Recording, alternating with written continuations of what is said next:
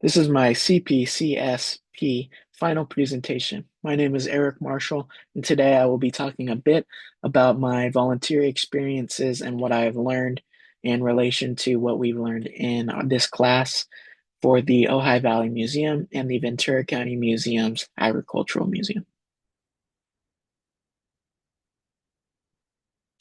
So a little overview of the museums, the kind of building on the left that looks like an old school church, that is a building that you first see when you enter downtown Ojai, and that is actually the Ojai Valley Museum that I worked with. That is a historic building, so because of that, it is now a line item in Ojai City Council's books. And then the building on the right is an old agricultural building used for transporting all kinds of produce and goods, and it is connected to the railroad. There'll be another picture further down the slideshow, just kind of showing how big, but that is the front of both. Now, the first person that I worked with at the Ojai Valley Museum was Miss Wendy Barker. Excuse me. She is the executive director at the Ojai Valley Museum. Now, I contacted her with short notice in late October, kind of mid to late October. I contacted her on a Monday and she got back to me fairly quick, even though October is one of their busiest months. Um, and I got in there on a Wednesday to interview her and kind of see what the deal was with Ojai Valley Museum. Now, when interviewing her, I asked her what are some of the biggest problems that the museum comes across and biggest things that get in her way. And the main one that she brought up was finances and volunteers. Now, volunteering is very scarce. We've learned that in the book that volunteers come and go, and they can be very hard to get good volunteers, let alone volunteers in general. Um, and we see that firsthand when I was talking to Wendy. She said that they get almost no volunteers. The volunteer turnover, she has to keep what she has, otherwise, they won't be able to stay open that much. They've already cut back 2 days since COVID due to the lack of volunteers. Now, this photo shows kind of a meeting with the volunteers that you'll see.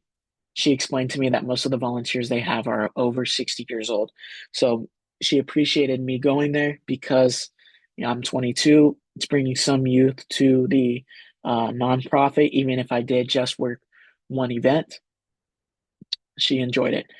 Um, with that being the case, most of the volunteers being elderly, after COVID, they updated the point of sale system because they do sell products there at the museum, and they kind of, they charge people tickets to come in. A lot of the elderly people were not comfortable with the technology, nor did they want to learn the new technology. So a lot of them left. So now they're only open, I want to say, 5 days a week instead of seven, which they were previously open um, before COVID. And she said that they're working on getting it back, but right now it's not looking good. They could close another day due to the lack of volunteers.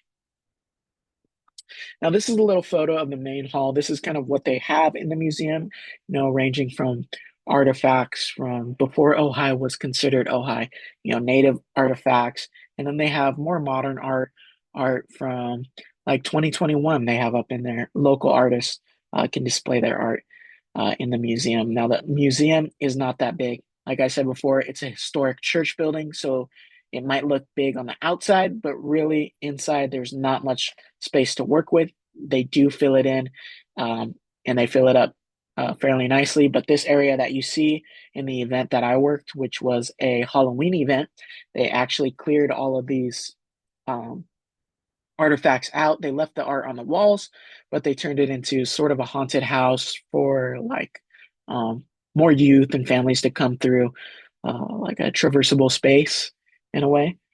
And she did say that the museum is not really focused on youth. That's one thing that they're trying to work on because they've noticed that due to a lot of elderly people being volunteers, and that's kind of the only people that come through the museum are older people. They want to incorporate more youth aspects to it. That way they can get families to come through, families become members, they'll get more youth involved, and they'll have more of a constant flow of income, especially because, of older members and older people donating get to a certain age where they can't, the museum loses that income and they might lose those volunteers as well. So they are looking to cater towards more families in the future, younger families. This is the flyer of the event that I worked at. Now, I was not able to take pictures as there were lots of kids there. Um, that is one good thing about this event. There was lots of kids. Kids were only $10 to get in. Adults were 30. We did have a majority of adults come through, but like I said, there was too many kids around. Didn't feel comfortable taking photos, so I did provide, this flyer that Wendy provided me, and we had about 300 people come through. I was on a station making buttons for kids, keeping kids occupied. Um, I worked that with another volunteer, and then I was moved around. I worked with, you know, kind of set up in the beginning and then takedown as well after. So this event was 3 hours long, not that long, but the amount of people that came through 300, and you got to think on average, it's about $30 a ticket. They made a decent bit amount of money. Wendy even emailed me after thanking me for the help and saying it was super successful. And due to this event, not only did they get a financial increase that they can use, but they also, I believe she said, got around 70 to 80 membership signups that night from people in the area. So it was extremely, extremely successful. Now, the event, Halloween based, something super chill, did not involve, the actual aspect of the museum. It was kind of using it as a get together space. But this is Wendy, how she dressed up as a witch. I was in a baseball uniform, and then they do go all out. She does say that this event and events like this, holiday events, they get local artists to come out. It's not free. It does cost a bit, but the turnover is well worth it, she explained. Um, but yeah, you can kind of see how they have the lights and they put the fake webs up. Like, this is a big ordeal. This is something that they've done 3 years in a row and has provided, substantial amount of financial gain. Moving on to the second organization that I worked with the Agricultural Museum out in Santa Paula. And excuse me, I have the Museum of Ventura County on the left, their logo. And then I have kind of the main room floor with the tractors and kind of agricultural equipment. That's the second thing that you encounter when you walk into the actual museum, besides the gift shop. That's the first thing that you encounter when you walk in. And all of those tractors in this photo, they're behind those ropes, but they are interactable with. So the two people that I talked to initially, I talked to the chief programs officer, Lori Beth. She's the one that emailed me. It took, I would say, about a month for me to actually get to the museum and work hand in hand with them, but our email chains were extensive, and October is another very busy month for them. So there wasn't a lot of time for me to actually get out there. And then Pam Eppolito, I met in person. She actually helped me with the marketing side because she let me know that that is what they were struggling with. Now she is their main like head of marketer as well. That's another hat that she wears alongside the chief operating officer. She has only been there for 5 months. Previously, she worked in the automotive field and wanted to do something that benefited humanity a little bit more and felt more fulfilling to her. So she was great to work with. She let me know that the marketing for the museum is lacking, and I agreed because when you look up the agricultural museum, there's almost nothing, and they even have a beautiful exhibit which I created the Instagram reel on that's about local native culture. They don't have anything about that on their website nor on their Instagram. So she did ask me to create an Instagram reel. She gave me a layout, said that they're struggling in marketing and need the help. Luckily, I have created TikToks and a couple Instagram reels prior, so it wasn't that difficult, and it only had to be 12 seconds. So not a lot of content needed. Just get the point across that this thing is there. Now here's another photo of the building. You can see how big that building is. So I was a little intimidated when they gave me free range of kind of what to have on my Instagram reel, as the building is huge, which is drastically different from Ojai Valley Museum, which is that small church-esque building. It even has a back area. So this back area caters to field trips. It is maintained by the UC Masters, which is another agricultural group, and they come in with their volunteers and they maintain this. They help out during these field trips, and the field trips actually are one of the main financial benefits that the Ag Museum kind of gets. They do get a grant for um, providing this experience to lower income schools and school districts. So they get the students to come in around third, fourth grade. They're learning about the water cycle and kind of local plants.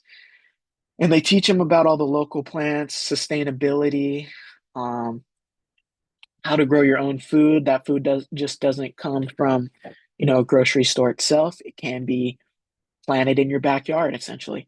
And I thought that was a really amazing kind of way to incorporate agricultural life, but on more of a personal and local scale, because not everybody is going to go to the fields, and work. Some people might just have a planter box in their apartment, and it's possible to grow your own food, and they're really instilling that in the youth. And this museum is very youth driven. And I think that benefits them as well because they get a lot of schools coming through, they get parents, um, and which can later become volunteers like myself. I took a field trip there when I was younger, and my parents have taken me there, which is one of the reasons that I wanted to go back and help. Now, this is a photo, uh, which is a screenshot from my Instagram reel. It's kind of showing off, the local photographer that took these photos of these young Native women. Um, and all of the backgrounds are supposed to look like kind of the original areas that these places came from. So they're all from a tribe in Mexico, but this photo was actually taken in Ventura on the beach. And same with this is just another angle of it. You can kind of see like um, very much culturally driven photography. The signage explaining the photo is in both English and Spanish, so it caters to everyone. But just making sure that this is known, that it's actually out there, and people need to come see this. I think it's great, and they do lack that marketing edge and kind of displaying what they have, because really you can't find much. Now, what have I learned that relates to the course is that when reading, we learned that volunteers are scarce. Volunteers are hard to come across and they're hard to maintain. And working with the Ojai Valley and working with the Ag Museum, they've restated those statements. It's hard to get people to come in. It's hard to stay open because of that. And there's not many people, on staff that are willing to stick around, getting paid. Like this is all volunteer work, and maintaining those volunteers and keeping them so that the museums can stay open has been one of the biggest challenges. Now, financially, both museums aren't doing terrible.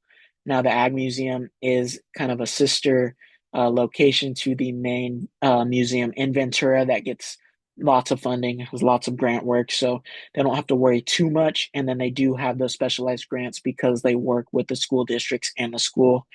Um, and then Ojai Valley is a line item in the city of Ojai's books and records. So they do get kind of a stipend at the beginning of the year, kind of how to spend. And then they do have those financial benefit parties, which they are pretty successful in. Now, would I do anything different? No. I loved working with these organizations. They're great connections to help me out in the future. Everybody was super pleasant to work with, and I had such a great time, learning and applying what we've learned in this class and seeing it um, in real time was quite amazing. So I really appreciated just kind of being boots on the ground in this one. And thank you for listening.